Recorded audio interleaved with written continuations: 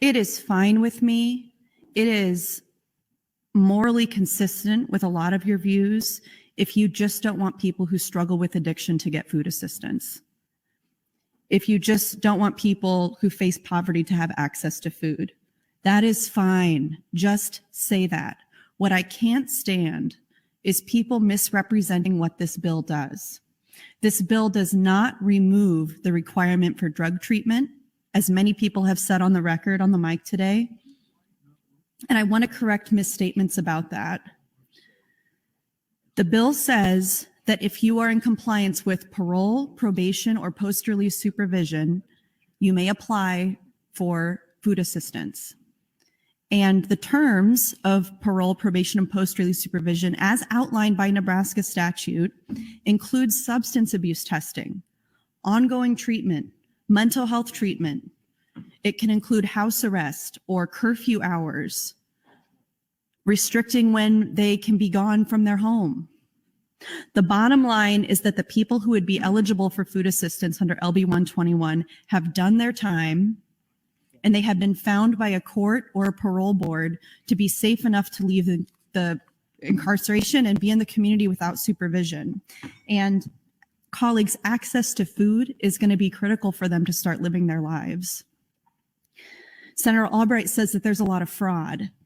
She was speaking extemporaneously when she said that. That was not based on any information. That was based on a stereotype that she herself holds in her heart about people who use drugs.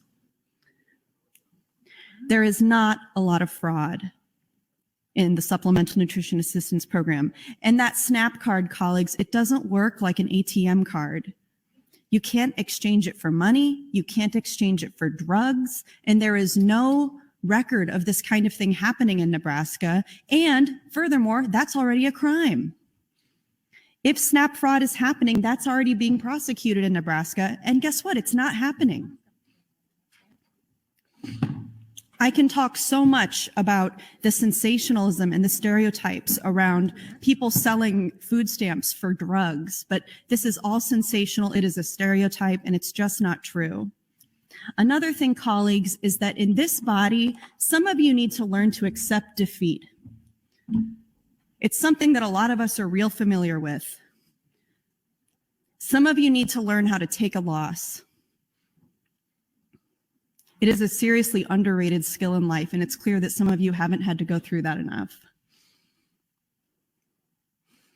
I'm concerned about people who take a loss and their instinct isn't to go, okay, how can I do better next time? How can I improve my bill for next time? Instead, the instinct is to retaliate. The instinct is to come in with this revenge mindset and say, how can I get back at the people who wronged me? How can I change the rules so this never happens again? Now we need a two-house system to make sure that that minority can never get their way again. Colleagues, it's called politics, it's called strategy, and there's always a path for your bill to win. It's math, it's finesse, it's relationships, it's vote counting. And you know what? I didn't think the gun bill was so bad. There are scenarios where I could have supported something like that. And look at how Senator Brewer has reacted to disappointment, to not getting something that he really wants. Imagine if every Nebraska man with a temper was able to access Senator. A firearm. Time, but you're next in the queue. You may continue. Imagine if every Nebraska man with a temper was able to access a firearm easily with no background check, with no training, with no permit, in the moment of an angry reaction, in the moment of a rejection or a failure, or being denied something.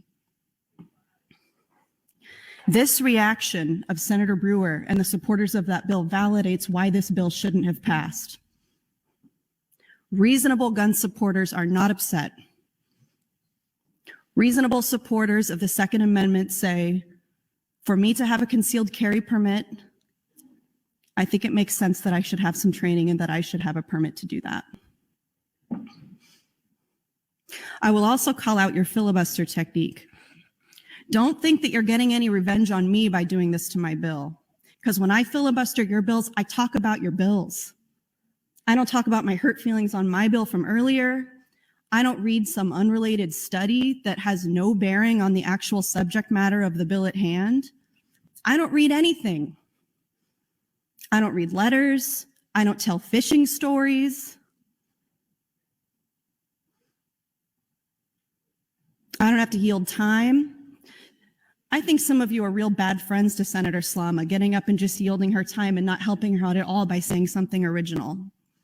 Maybe she wanted that so she could be the star of the show, but just reading a study that had nothing to do with the bill was not a talented filibuster. The level is low.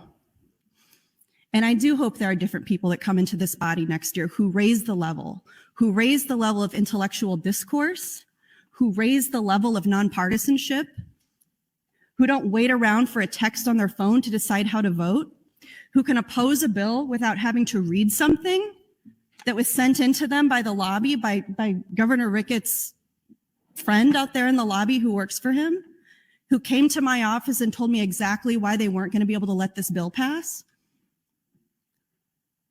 I would like to have some people in this body who don't come in here knowing exactly how everything's already going to go, who use their minds, who can take a loss, who can react with positivity and gratitude and say, let me work with you to make it better. Not let me go take a job in Europe so I can make money to fund your opponent. Like, please grow up, please. That kind of retaliatory mindset, the revenge mindset, that is what has led to so much of the problem with gun violence in this country and so much of the problem with political division in this country. Thank you, Mr. President.